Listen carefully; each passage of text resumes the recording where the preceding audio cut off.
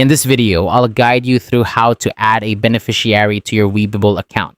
This is an important step for anyone looking to ensure that their account is properly managed in the event of unforeseen circumstances. Let's dive into the process. To start, you'll need to open the Webull app on your mobile device. Once you have the app open, sign in to your account with your credentials. Having access to your account is essential for making changes or updates, such as adding a beneficiary. Once you're signed in, take a look at the bottom of your screen.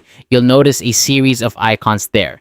Tap on the Webull icon. This will help you navigate to the next steps. This icon is your gateway to various settings and options within the app. Now, head over to the menu section. You'll find this located at the bottom right corner of your screen. This section is where you can access a variety of features related to your account management. In the menu section, look for the Add Beneficiary option.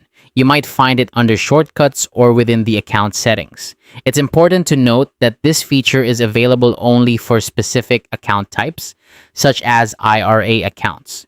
So if you're using a standard individual account, you might not see this option. This distinction is crucial because not all accounts are eligible for beneficiary designation through the app. If your account type supports adding a beneficiary, simply follow the on-screen instructions. These instructions will guide you through entering the necessary beneficiary details. This process is straightforward, but take your time to ensure all information is accurate. Double-checking your entries is a good practice to avoid any errors. Once you've entered all the required information, make sure to save the changes. This final step ensures that your beneficiary details are securely updated in your account. It's a simple yet vital step in securing your financial future. And there you have it. That's how to add a beneficiary to a Webull account. By following these steps, you've taken an important action to safeguard your account.